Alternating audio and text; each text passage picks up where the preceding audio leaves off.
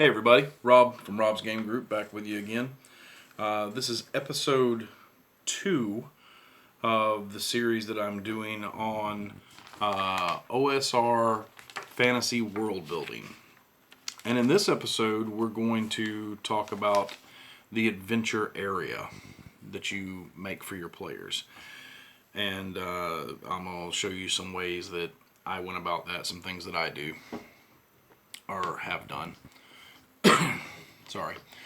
In the last video we talked about, how big you want to make the backdrop.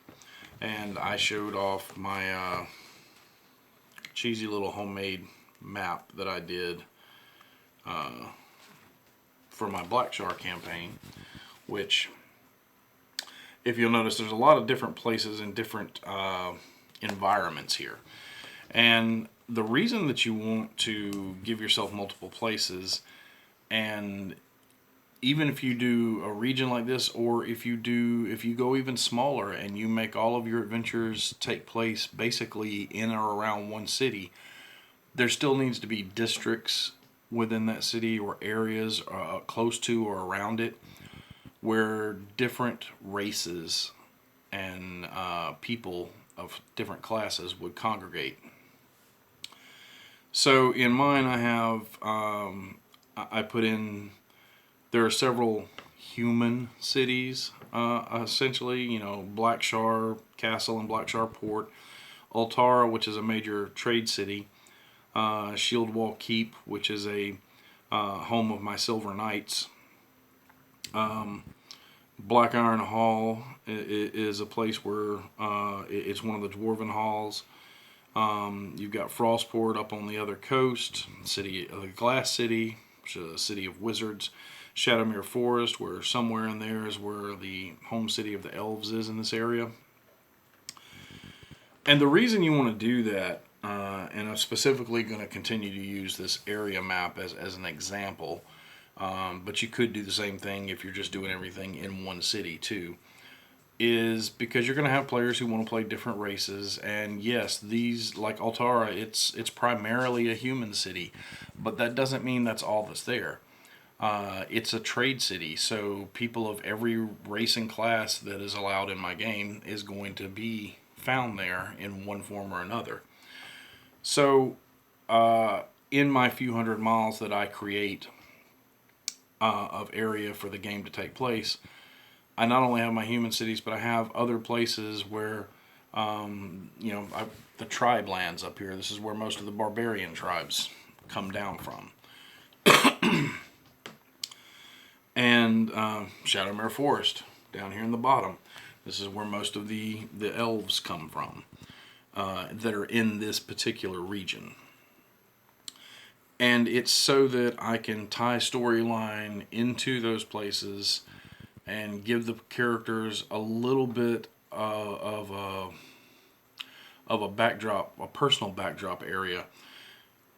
I've got some friends that don't really care about the backstory very much. They just want to get to the action. And then I've got some that love it and they want to get, very detailed backstories. But I have one player, and there is nothing wrong with him being a player like this. Don't take it that way. But he is more interested in the combat and the adventure part of it, and he doesn't really care too much for the history part of it. So he can come up with a name for his character. His character might be a barbarian, and he's like, okay, well, my backstory is basically I'm a barbarian from the tribe lands, and I have come down here seeking fame and fortune. Okay, good enough.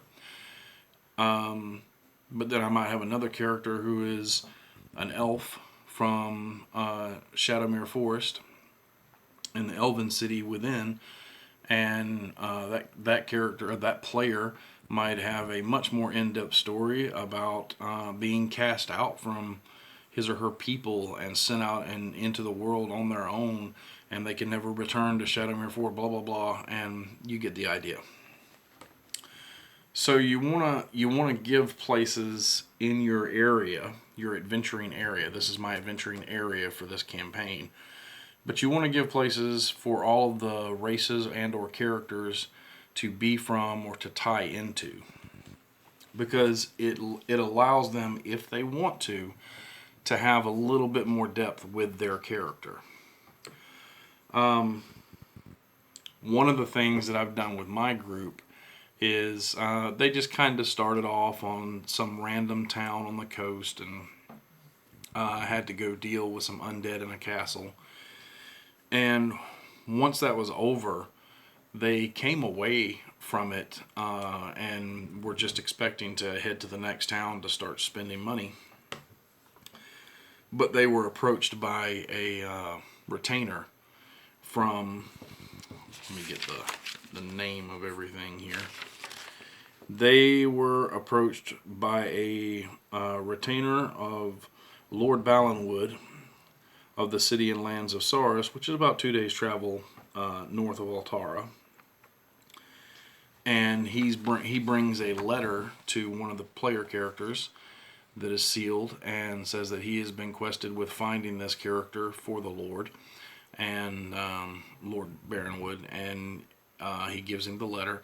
The letter is from Lord Baronwood telling him that he has an uncle who had an estate there called Autumn Hall Mansion, and his uncle has passed away, and his uncle's manservant brought down all the legal paperwork and everything, and as it turns out, his uncle had left the estate to him. So they're like, oh yeah, we're really cool. You know, we gotta go check this out.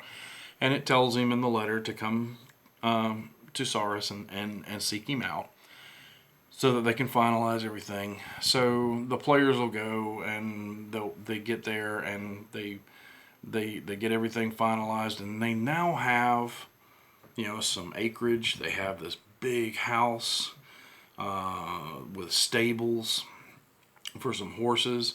And I know what some people are thinking, like, wow, you gave low-level character or something like that? I did.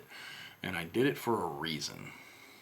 For one thing, it gives them a base of operations. They now have a home. There's plenty of room for everybody to have their own room. There's training grounds. There's an old temple that can be, a small temple that can be fixed up on the grounds for the cleric to work with. There's more than one secret at Autumn Hall that will not be revealed until much later. But it's a place for the magic user to do study and study magical research and so on and so forth, for the fighter and paladin and so on to train in combat. But they get the house. The house itself is a plethora of adventure seeds, because they can always find things, old treasure maps and so on and so forth, that will lead them into adventure modules that I have purchased and want the party to go to. So I can drop these little seeds in there and they can choose which one they want to go to. So it is an illusion of choice, but at the same time, it's not an illusion of it's not really a choice. It's just an illusion of choice. They, however, will pick the order that they go and do things. It also gives them something to spend money on, because a place this size has stable hands, it has a house cook and staff, has a handyman, has the head of the house staff, has the house guard, which is only 5 dudes, but, you know, whatever. So it's cool because they have this place, and at first it's like, oh man, we got a house, it's a mansion, we got, you know, a place to spend money on training, which, you know, as I stated before, I let them spend money on training to transfer gold into XP. But having all this also comes with a burden that you don't necessarily see at first. And that's that it costs money to upkeep something like this. These retainers working here, they're not free. They don't work for free. They're not slaves. They get paid a monthly service. There are yearly taxes on the property to the Lord. There is food that has to be bought. There is food for the animals and supplies to keep the house up and running. So not only does it give them a base of operations, but it gives them a base of operations that they immediately have to start spending money on. And that's one problem I've seen in a lot of role-playing games, especially fantasy role-playing games, is sometimes the players, they go out, they adventure, they find all these really cool, valuable things or piles of gold or treasure hoards, and they start accumulating this mass of treasure, and some GMs don't give them anything to spend it on. And to be honest, at a certain point, when your average, average guy in town, blacksmith or whatever, and he's living off of 10, 15, 20 gold or whatever a week or a month, and here you are with thousands and thousands of gold. What is the desire to continue to go out and adventure other than you just have a death wish, especially in an OSR, because they're dangerous. And I don't care what Professor Dungeon Master says. No, it is not the same as 5th edition D&D. Characters in 5th edition D&D are very much cushioned compared to old school role-playing games. You die a lot easier in old school role-playing games, in my opinion. However, I do like his videos. So all of this cost money, which they've accumulated some, they come back with, and it's... To me, it's better when I say, okay, well, you can spend gold. I don't let them spend gold and get XP for it when they're just out shopping. Like, well, we're just going to go out and buy new weapons or adventuring gear. No, that you have to spend gold on out of your pocket. But if you're wanting to spend gold on training, then maybe the fighter could come up and say, well, we have this training pad out back, this combat pad for training, and or an area that would be good for it. So I'm going to start spending money to upgrade some of that and buy a bunch of sparring weapons and things like that, and let them spend money to upgrade that place. It doesn't mechanically have any benefit to the house itself other than just it's cool that they got to do that. But by spending their money on training or a place to train, they can then convert that gold into XP. Same thing with the reason I put an old building that can be used as a temple on the ground, so the cleric can start working on fixing up the temple. And because this place is, it's not in the best of shape, it's old, but it's a fixer-upper. But the cleric could be, spending his gold to brighten up, clean up, fix up this temple so that it's an appropriate place of worship. And that could be transferred. That gold could be transferred into XP because they're doing things that also help with the story. It gives them something to spend money on. But then they also have a certain amount of money they have to spend per month to maintain this place, and that's to cover, paying the staff, paying for the food and grain for the animals, and things like that. That they don't get XP for. That is just an expense that they're having to pay to have this place. But it gives them a central location where they can rest, they can pray, they can train, they can repair weapons, they can do magical research. They also have the opportunity to bring in specialists. For an apprentice for the magic for the magic user, maybe an alchemist priest to come in and start working at the temple with the cleric and generating over time, being able to create magic items and so on and so forth. It gives them a place to do all of this. So I love the idea of having a home base. We used to do it with our superheroes game, and my party loved being able to design their superhero headquarters. And it's kind of the same thing with this. They have a map of the place, and everything's broke down. They can choose what goes in what room and so on and so forth. And if they want to build onto the place, that's fine too. However, in order to do all of this, there's one thing they have to do. They have to keep adventuring or earning money somehow, because all of this costs money. They're having to pay a sizable chunk of gold each month to maintain this place and the staff. If they want to upgrade any of this stuff and gain experience, then that gold goes into that. And then just their basic provisions and upkeep on weapons and armor, they have to spend gold on that. So if you're having to spend all this gold, even if you got a lot when you get this place, you're going to have to continue to go out and adventure. Which adventure, the way I have it written, I have adventure seeds that can be found here, they can be found in town, they can be found with certain NPCs. And all of these adventures lead them in the surrounding area near where, because this manor, this mansion is close to this town, but surrounding area out from that town is places that they can go and adventure, and I can then drop adventure modules, either ones I wrote or ones I bought, into place, and they can choose which one they want to go on, and then go earn more gold to upkeep their place and keep making it better and keep training. So it's a vicious cycle, much like real life. Maybe too much like real life, except that I think that might be more fun than some of our day jobs. But anyway, so when I talk about adventure area, you have the main area, the few hundred miles that covers everything.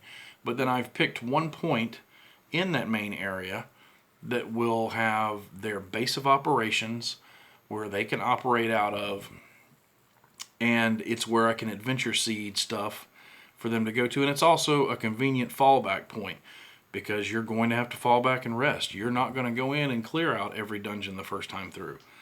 Not if I'm doing my job right. So when you're writing your setting and you create your main area, whether it's a huge, massive metropolis city, or if it's a few hundred square miles, you just pick a place within that. And that is going to, you find a place to put you don't have to do what I did. You don't have to give them a mansion and give them those kind of things. It could simply just be, well, I'm going to pick the city of Altara. They spend most of their time there. You start focusing more on the NPCs that are there that they talk to when they're in town. And maybe they rent a house, buy a house or something. It ends up being the same type thing. They eventually are going to need a base of operations that they can work out from. And that is the center point for your adventure area. And that's pretty much it for this. In the next video, we're going to talk about creating kingdoms, cities, organizations, important NPCs, and things like that. So, like I said, this isn't like a formal lecture series. This is just me talking about the way I do things, because I have had viewers and friends ask me and talk to me about, hey, you should do a series on how you created your setting. So that's mainly what I'm doing, is I'm talking about how I do my setting and kind of putting it out there so that if you draw any inspiration from it, well, there you go. I've done my job. If not, I hope you enjoyed listening to me ramble for 19 minutes. Either way, if you like these videos, please consider subscribing, hit the notification bell, and thumbs up.